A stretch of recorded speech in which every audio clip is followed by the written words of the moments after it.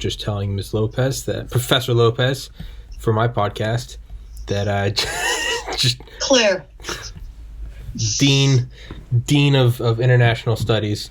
I just took a week off from podcasting, very much needed, and what better way to get back into it and disrupt that piece than to talk about the Club K missile system, which one of my listeners recommended to me after watching an episode with you on here, a lecture that you had given in November 2017. I watched it a couple weeks ago, and I've watched it about 5 times over the last 24 hours just to get up to date. You were a glutton for punishment, huh? Apparently, I was just like, that was enough peace. Now it's time to be terrified. With that, I will let you take it away because I just want to absorb everything you're going to say. Okay, so the Club K system is essentially a shipping cargo container. Those boxes that you see on ships, they're intermodal, meaning they can be moved onto trains, they can be moved onto tractor trailer trucks. That is a brand name, which you can find online. It has a website. Made in Russia. This is a product made by Russia. And the interior of these containers can be configured however the customer might like. Well, one of the ways that they are configured, and you can see this at the website, is to put 4 ballistic missiles inside, laying down flat. And then upon command, the lid can pop off and the missiles then stand up and are ready to fire. Now, why this is important, why this matters is not just because those missiles' warheads can contain either biological or chemical or conventional nuclear or EMP, electromagnetic pulse weapon warheads, but important also because of the following story. It has to do with a company called Gulf-Tainer. Gulf-Tainer is a company that is jointly owned by the Emir of Sharjah. Sharjah is one of the United Arab Emirates. There are 7. Jointly owned by him and by the Jafar family of Iraq. The Jafar family of Iraq includes Dr. Jafar Jafar, who was the nuclear mastermind for Saddam Hussein. So the company is jointly owned by these two, and it provides port management facilities, port facilities management, maybe I should say, to places around the world. What happened back in 2014 is that Gulf-Tainer obtained a 35-year lease to manage the port container facilities at Port Canaveral, Florida. Now, if your viewers, listeners, think about the geography of the Atlantic coast, that is the east coast of Florida, the peninsula of Florida, Port Canaveral is smack dab in the middle of all kinds of military bases, naval sites, of course, the Kennedy Space Launch Center, etc. Very sensitive sites up and down that coastline. That's where Port Canaveral is, and that's where Gulf-Tainer obtained this 35-year lease to manage the container facilities at that port. Now, what that means is that Gulf-Tainer can bring in, can allow in, can manage the flow in of these cargo containers coming off of ships, of which there are the containers, millions upon millions around the world every single day, but manage the flow, the intake of such containers into that port, from which they can be loaded onto trains or trucks and taken inland throughout the United States, wherever. We have no idea since 2014. Here we are talking in March of 2021. No idea if any Club K containers have come in through that port. We just simply have no idea.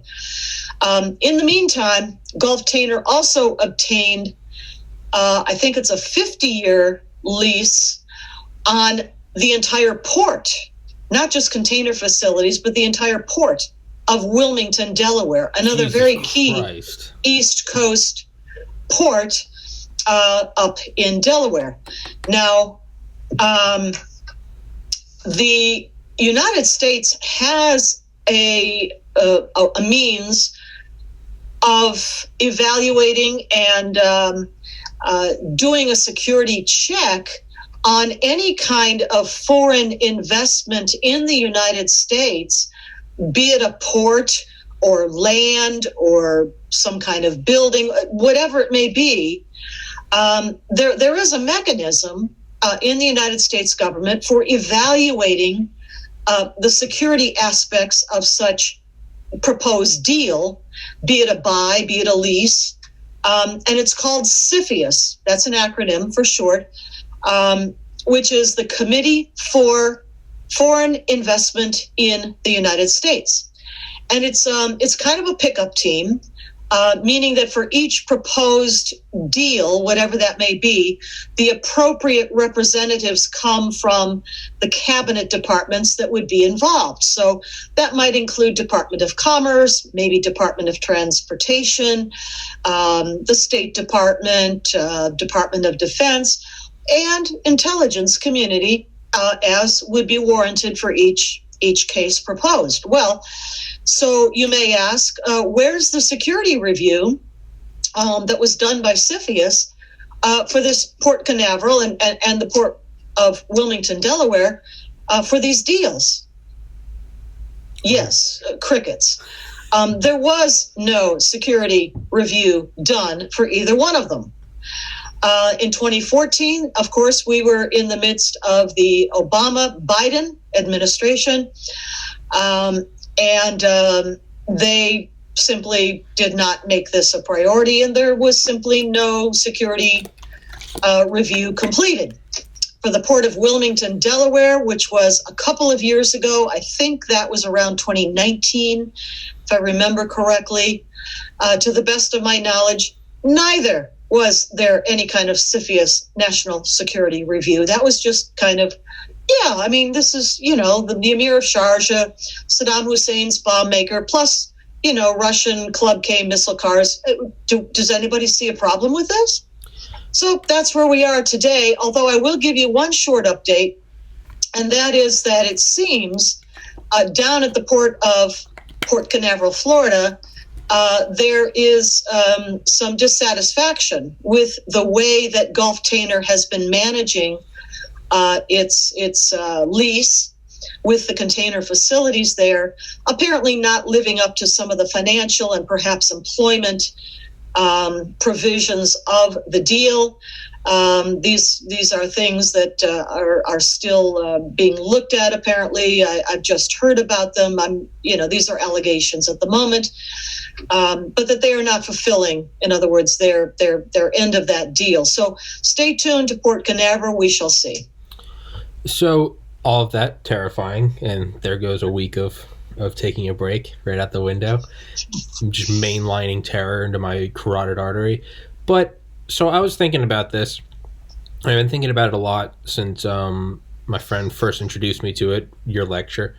And the only conclusion that, again, my uneducated 30-year-old mind with a biology degree, just no interaction with national security or military or anything.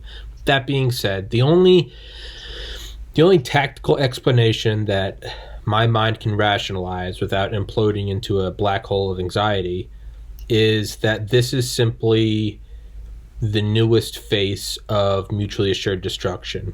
And if Russia or China or Saudi Arabia have Club K missile systems topped with chemical, biological, EMP, or conventional nuclear warheads in their nose cones,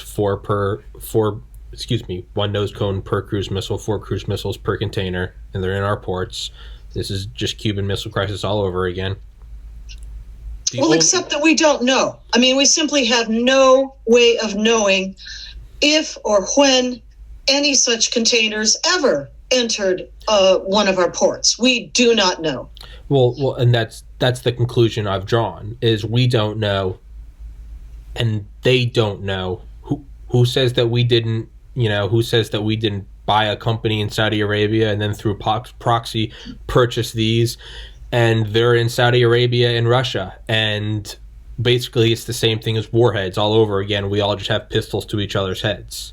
That's the only conclusion I can come to, is that we've bought a bunch of these systems too, and we've put them all over Europe. Well, we don't know that. I mean, exactly. That's speculation. Yeah. We have no idea. Yeah. The Club K car certainly, as per its own website, is marketed to countries all over the world, to buyers all over the world. But who else may have bought these systems? We don't know. We also don't know, or at least I don't know, if such a Club K car, let's say containing missiles, were to have entered a U.S. port during one of the last 6 or 7 years or so, and then had been transported someplace to the interior of the United States, what kind of maintenance would have to be done on those missiles, their warheads, their firing systems, to keep them at least potentially operational? I don't know the answer to that. I don't know if they can just sit around for 6 years plus and then still be activated without any maintenance. Yeah. And if there were to have been maintenance, who would have done that? Who would have performed that? These are questions I just don't know the answers to. Yeah, and obviously everything I said is, again, speculation. That's the only thing I can conclude, is if they have it, let's, again, mutually assured destruction. We can't stop them. All right, well, let's build 70,000 and point them at them too. It's the whole, no one's getting out of this alive. One thing I'd been thinking, though, is with nuclear weapons, man, sure, it would be, again, great. I'm saying that as the the evil enemy with the mustache. Sure, it would be great to have the missile that you could launch at New York or Chicago or DC, just wave to the NSA. But why even launch them? Why not just get them as close as you can, and then if the warheads are on the nose cones and they're in the shipping container, and you see shipping containers on the highway, why not just drive one of those in a downtown? Why launch it? Why not just detonate the warhead? That's one thing I've been thinking, is like, why even worry about a missile? Just put it just launch it within the container. Well, I mean, there are all sorts of scenarios that we can think of that are alarming. The bottom line is we don't know if any of this has actually happened.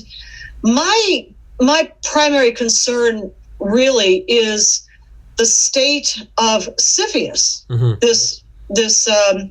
this team that is supposed to review foreign purchases, leases, entry into U.S. market, whatever, and why it seems to be so dysfunctional.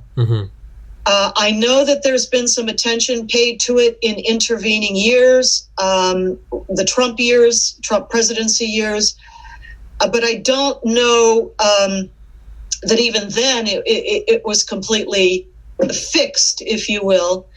And certainly now under the new team at the White House, nothing is going to happen to beef it up, to review it, overhaul it, and especially as regards any kind of containers that might be coming from, preferred allies, partners, and friends like the Communist Party of China. Yeah, I was going to say, so again, it seems like the most tactical move would be to just infiltrate CFIUS. Why even worry about anything else? If you can get your man in that, then you can start looking the other way. It's work smarter, not harder. Who's to say it hasn't been infiltrated?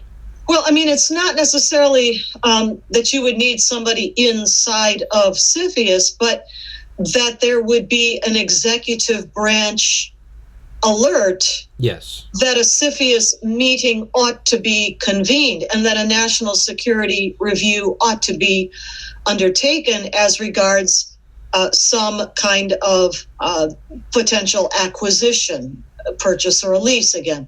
And we know, for example, that Gulftainer is looking at other ports around the United States with a view to obtaining contracts at those places, like Galveston, Texas, like perhaps out in California along the West Coast.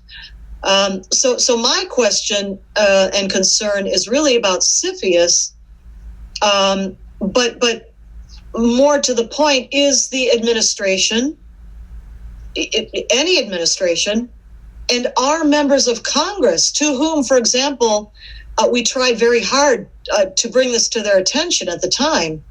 Are they alert to these concerns and threats? And the answer at the moment would seem to be no, not much.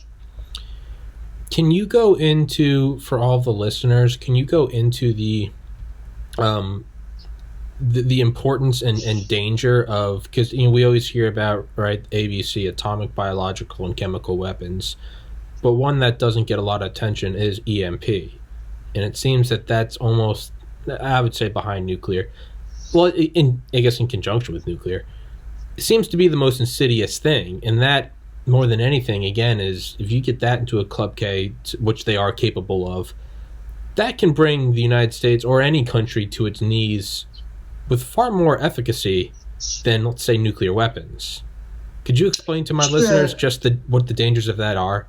Well, EMP stands for electromagnetic pulse, and it's a phenomenon that the United States government became acutely aware of after some nuclear tests conducted out in the Pacific Ocean, way out in 1962. The exercise was called Starfish Prime.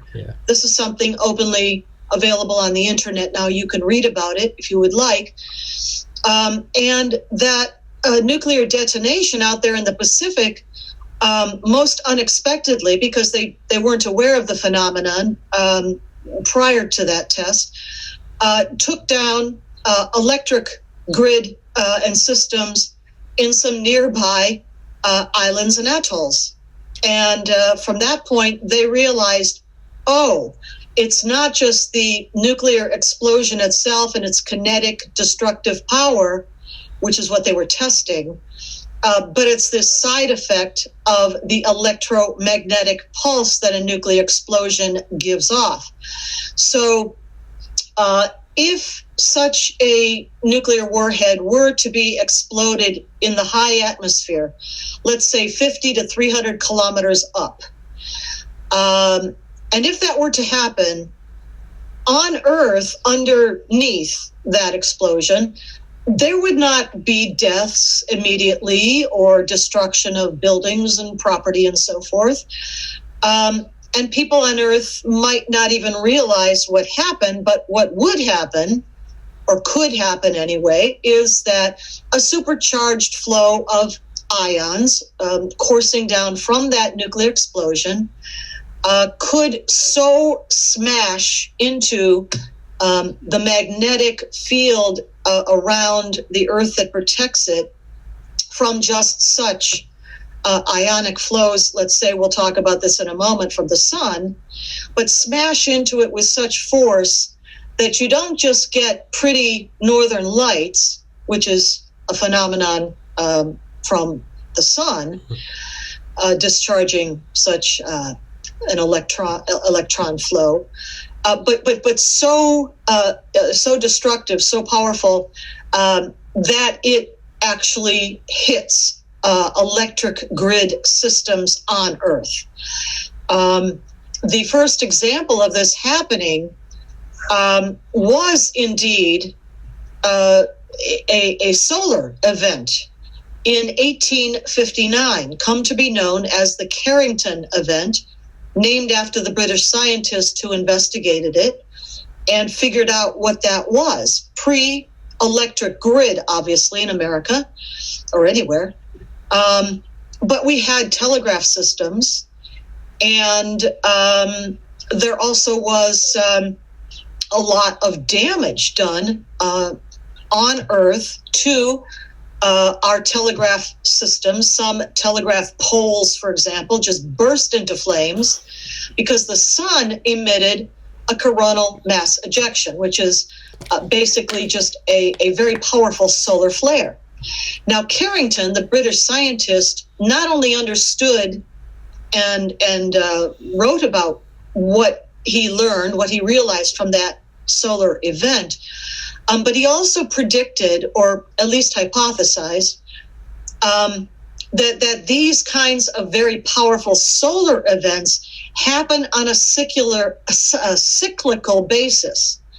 And that means he thought about every 150 years. Now, I'm not sure if he got that exactly right, but you can do the math from 1859 to the current day. Again, This is March 2021. And if he were right, we're well within the window for such another solar event of that magnitude. Now, we're not able to control what the sun does. No more can we control its solar flares than we can control its sunspots, for example, which, by the way, control all weather on Earth. Sorry, no, it's not cows doing what cows do out in the field. It's the sun. So we can't control that. So if we were to have an electromagnetic pulse event either from the sun or from a hostile adversary, let's say China, let's say North Korea, let's say Iran, the one thing that we can do to protect ourselves against either one of those kinds of events is harden our civilian electric grid. One would have thought this was a response. Yeah. But no. Good friend and the one who's taught me just about everything I know about these kinds of threats is Dr. Peter Vincent Pry. And Peter has been speaking, just everywhere that he can. He heads up something called an EMP commission. At one point, this was a congressional task force. I'm making a note of that. Yeah, Electromagnetic Pulse EMP Commission, of which I'm a member, and so are many people around the United States. But what he talks about is that hardening our civilian electric grid just would not be all that expensive in the scheme of things, in the scale of things, right? When our Congress is just now tossing about a $1.9 trillion dollar, pork bill, Democrat pork bill, which our children and grandchildren and yours too will be paying for someday. That, by comparison to what it would take to harden our civilian electric grid, is all out of proportion. In other words, a few billion. Now, yes, that's a lot of money for you and me. Mm-hmm. But in terms of the U.S. government, national budget, several billion to harden the civilian grid, against the catastrophic, life-ending consequences of not doing it, seem like a pretty, well, why hasn't it been done yet kind of a thing. Well, the why hasn't it been done yet kind of thing has to do with the power and utilities companies in this country and how they support financially some of our congressional members in key spots that do not want this to come to legislation that would mandate and authorize, mandate a hardening of the grid and then appropriate the funds for it.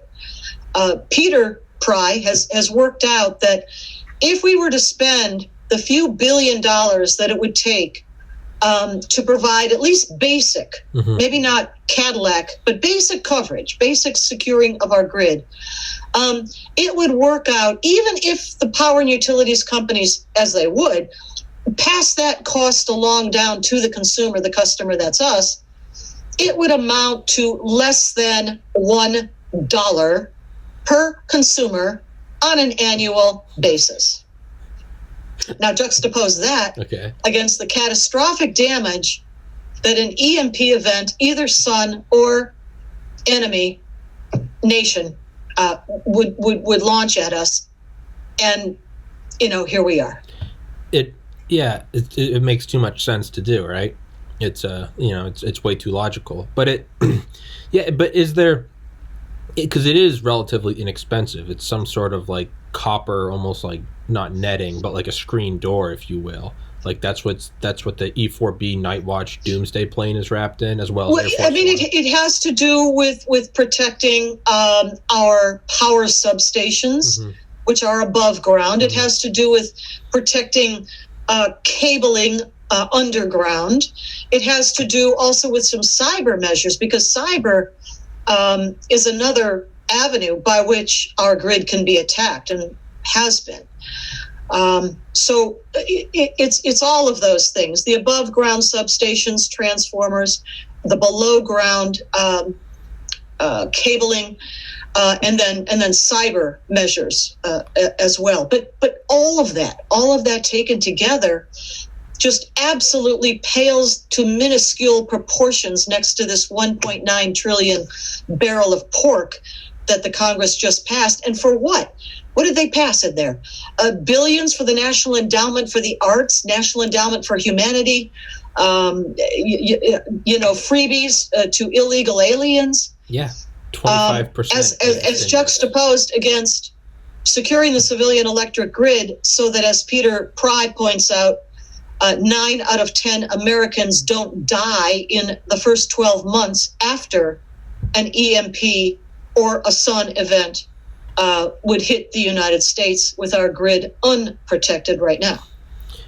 The only thing I can think of, thinking of this as you were talking, is that it seems to be a parallel to, I can never remember the name of this. Was it Civil Defense Authority? Civilian was the one in the 50s and 60s. Civil Defense. It was for like mass evacuation. Are you thinking of like the Tennessee Valley Authority project and that sort of thing? No. There was an actual, I don't remember if it was an agency, but it's the one that like taught duck and cover. They had like the shelters and everything. Civil defense, civilian defense, whatever it was. Mm-hmm. It's almost like how on the front we had that, but in one of my favorite books of all time, Raven Rock by Garrett Graff, and I've had that author on this podcast. It's all about the development of nuclear bunkers, the relocation arc, and everything from Truman to through, I believe, Obama. But what he draws is this realization that the amount of money in this doesn't apply to EMP, but just bear with me, it's a stretch. Is the realization that, like, I think what Eisenhower said in confidence is that, like, no civilian will survive. Like, they have, we have all these plans. The Postal Service will act as a coroner. Like, they'll deliver shots and stuff and all that good stuff. But the reality is you have this swath of bunkers that are EMP, biological, chemical, nuclear protected. They're hardened. They have buttoned up, air cycling and cleaning systems. They have all their food supply and everything. But that's for like the president, his cabinet, the secretaries in Congress, and if there's any heads of industry that can afford it. But everyone else, it's kind of like it's like a formal measure. It's like hey, look, if there's a nuke going to go off, go to your local shelter where they have canned tomatoes, and I think they wanted people to live on 400 calories a day or something. It was like hard candy and like wheat crackers. It's terrifying. The reality is everyone that didn't have access to one of these hyper elite bunkers were going to die. But there was a nice kind of we put makeup on the pig. The only thing I can think of is with EMP protection, relatively affordable as it may seem, is that all of these strategic bunkers, they're nice and shielded against it. So anything for us, it's just kind of like they're dead. They're dead. And I'm not justifying it. I'm not defending it. That's the only logical conclusion I can think of is, they are protected. They, not you and I. That's the only thing I can think of. Or we can just harden the grid and... That's too simple, Claire. That makes too much sense. Just harden the grid.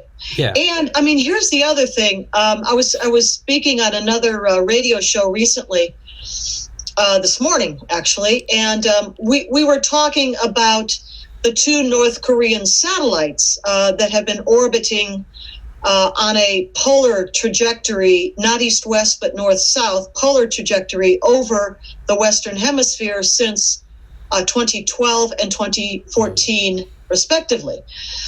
And again, back to good friend and mentor, Dr. Peter Vincent Pry, we don't, or at least we civilians, unclassified, do not know what's in those satellites, what kind of payload they're carrying.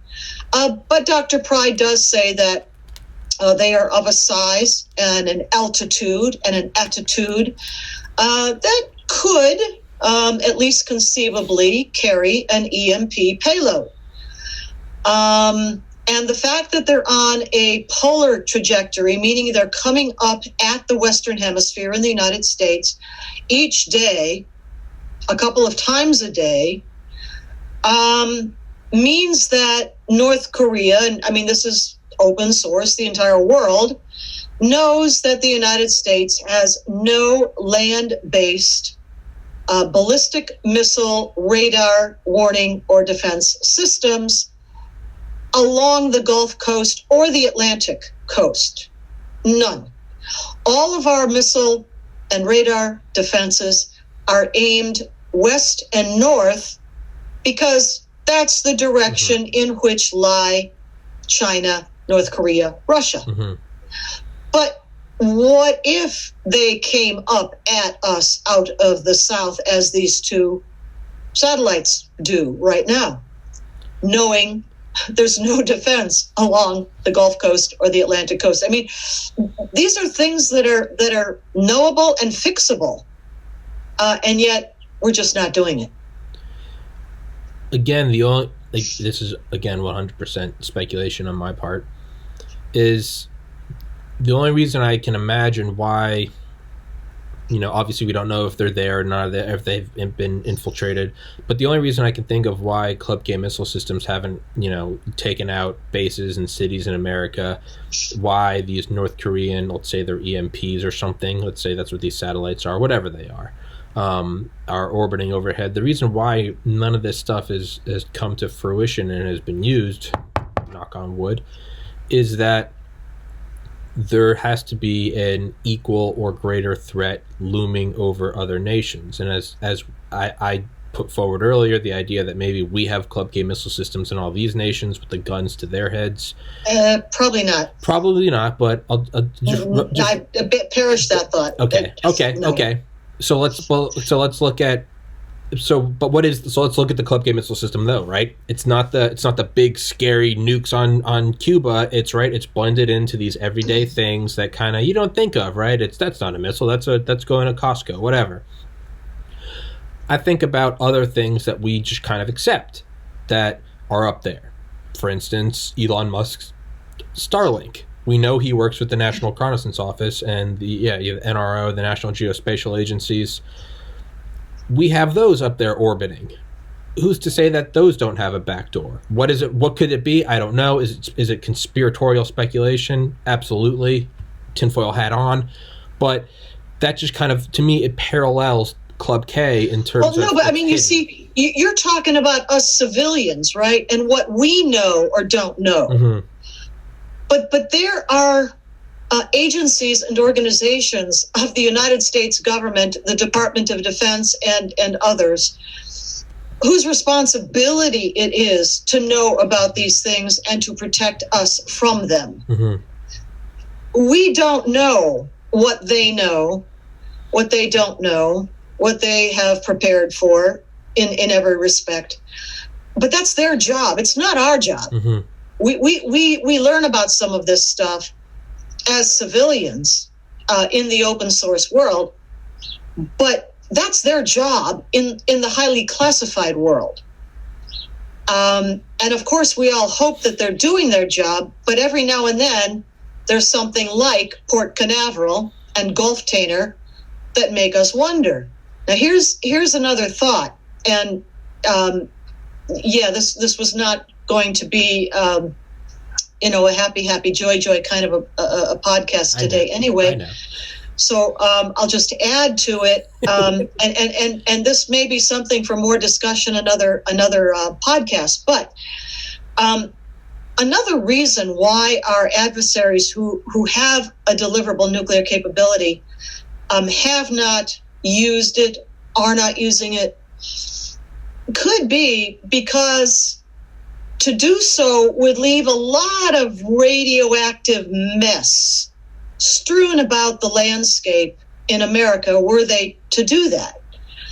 Now, if they wanted to take advantage of our wealth, our natural resources, our land, our whatever, that's probably not going to be conducive to that objective. Yeah. So what if instead, let's just say it's China and the Chinese Communist Party, and it decides that launching a biological weapon at the United States population that would take out large numbers of our population without contaminating the land were a more would be an attack more in keeping with their ultimate objectives, which could have to do with occupying U.S. territory. What if? Question mark. Another podcast. Yeah, that's one thing. Yeah, well, that will be another podcast. But that's one thing I've thought and I've said since really last February. I've always said this. When my liberal friends would be like, "Why do you even need guns? The government has nuclear weapons." And it's like, because no one wants to rule over an irradiated wasteland. If nuclear weapons didn't have radiation, we probably would have used them a lot more. But there's no point in nuking the Middle East. You can't get the oil out. There's going to be strontium and iridium and all that good, or not good stuff there. So yeah, you would never do, again, you want to take out pests in your house. You don't nuke your house. You don't burn it down with a flamethrower. You fumigate it and you leave for the weekend, and then you come back and you got to like sweep out all the, the dead bugs. But that's all it is. You just remove the biological aspect of the physical, concrete, metallic infrastructure and underground wealth, be it minerals or oil. And there actually are Chinese leadership figures who have spoken about this. Maybe not openly, but their speeches have become known. I will refer your listeners, watchers, to the blog of Jeffrey Nyquist, Nyquist. Jeffrey Nyquist. Okay. He has a blog. And look back to, I think it's last fall, around maybe September, October timeframe. He posted a blog there which discussed the, until then, secret speech of Qi Haoxian. Qi Haoxian was a senior ranking member of the Chinese Ministry of Defense. He's now deceased. But he was speaking back around 2002, 2003, perhaps, in this speech that Jeff talks about. And in the speech, which I don't have in front of me, so I'm going to paraphrase, but he openly discusses the use of biological weapons against the American population to depopulate this country, preparatory to a land grab by China. Now, China at the moment has around 1.4 billion people in population, but its population is headed off a cliff in coming decades because of the one-child policy for so long and the abortion and infanticide of so many female babies. Now, I don't know how long that fall off the cliff is going to take, but in the meantime, there's a lot of people to feed in China, and a lot of very frustrated young men who are never going to find a wife. Mm-hmm. The other aspect to this, people don't realize that as humongous as China is in landmass, a great deal of its land is not really arable. Mm-hmm. In other words, it's not good for growing crops, which is why, one of the reasons why, they have to buy so much of their food needs from elsewhere, wheat from the United States, from Australia, soybeans from the United States, et cetera, something that President Trump was pursuing for the benefit of our farmers and their sales of crops. But the point here being that they cannot grow, at least for the time being, enough food on their own for their own population. Now, add to that, and I've been thinking about this, the fact that we are in something called a solar minimum. Mm-hmm. Remember the sunspots again? Mm-hmm. This is a period of time, and it's cyclical again over the centuries, when the sun simply, for whatever reason, has fewer sunspots, many fewer sunspots. And because those sunspots totally determine weather on Earth, the lower number of them, or absence of sunspots, translates into colder weather on Earth. Without going into a huge amount of detail, but you can go to the NOAA website and look this up and other places. Translates into lower temperatures across the globe. Mm-hmm. Again, over a period of many decades. The last mini ice age, for example, was back around the 1600s, I think, to the 1800s or so. Remember Napoleon's retreat from Moscow, that sort of thing. Well, that was a dumb idea anyway, but you get the idea. Yeah. So what if plunging temperatures, or at least decreasing temperatures, let's put it that way, which will affect China and other northern latitude countries in coming decades, if that affects Chinese ability, even such as it is, to grow their own food, affects it even more drastically in these coming decades before the population decreases down to where it's going to be at the end of the 21st century, what's China going to do? Is Xi Haoxian talking about that sort of projection, that they're going to need access to other arable agricultural land, like not their own, because their own isn't going to sustain them? Question mark. Another podcast. Well, I'm nice and terrified, and works better than a cup of coffee. That's why you invite me on, right? Why I invite you on. Watch horror movies at Halloween, right? Why do that when I can have on Claire? And then after the podcast, I just sit here for 20 minutes going, okay, But again, hey, no one's making me do it. I do it.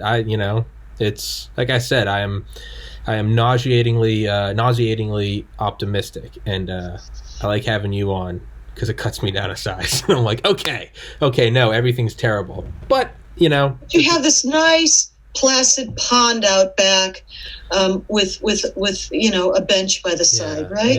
Yeah. And you're a cinder block from a 747, which comes in at terminal velocity. You've never been described that way before. It's pretty awful. No, it's beautiful. You come in and you make okay. No, now I'm the bad guy. No, right. You want to bring attention to it. That's what you do.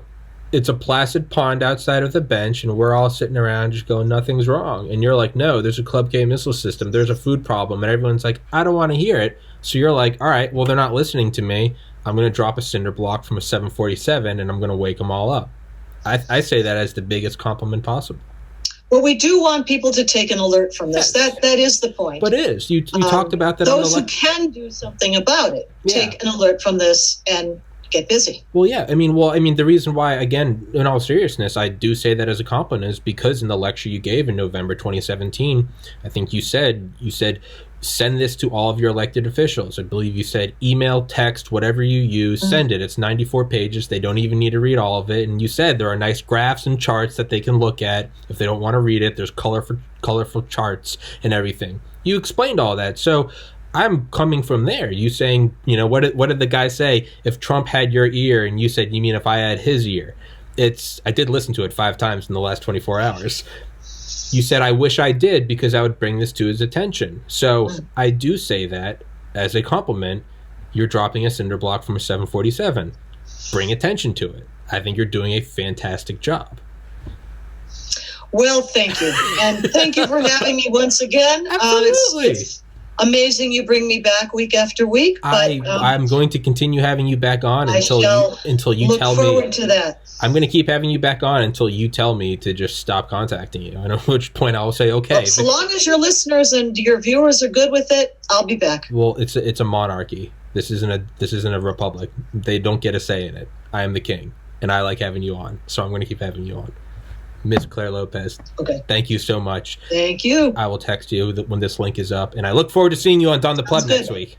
I will send it all around to my contacts. Yes. All right. Thank you. Thank you. All right. Thank you. All right. You have a good one. All the best. Take care. Thank you very much. You as well. Goodbye.